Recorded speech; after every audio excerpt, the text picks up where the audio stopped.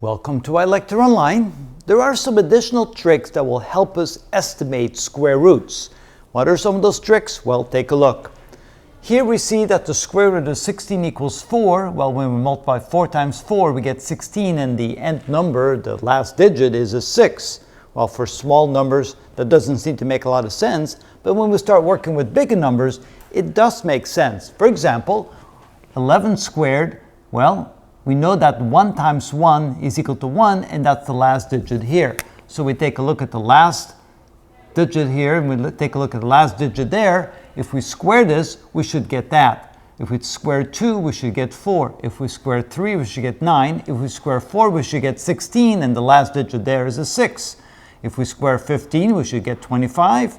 We square 36, we get 36. If we square 7, we get 49. If we square 8, we get 64. We square 9, we get 81. And of course, 20 squared is 400. But again, you can see that you can make a relationship between squaring the last number here and having that as being the last number here. For example, 3 squared is 9. 4 squared is 16. That gives us a 6.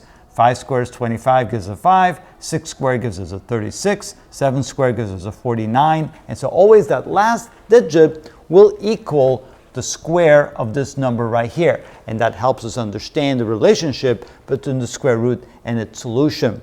One more little trick is when you take a look over here. Notice that 15 squared is 225. How do we know that? Well, we can take the number 10 and multiply it times the number 20, and then add 25 to that. So 10 times 20 is 200, plus 25 is 225. We do the same over here.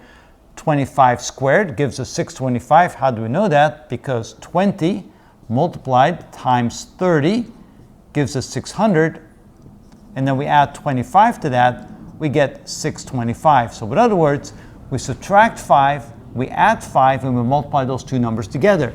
We subtract 5, and we add 5, multiply the two together, and we add 25.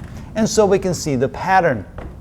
35 squared, you subtract 5, you add 5, you multiply the two numbers together, add 25, you get 1225. So therefore, the square root of 1225 is 35.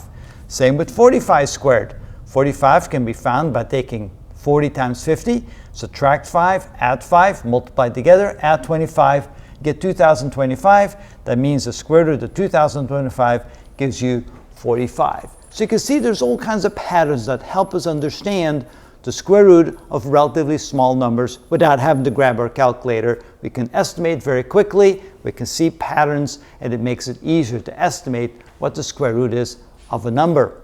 And that is how it's done.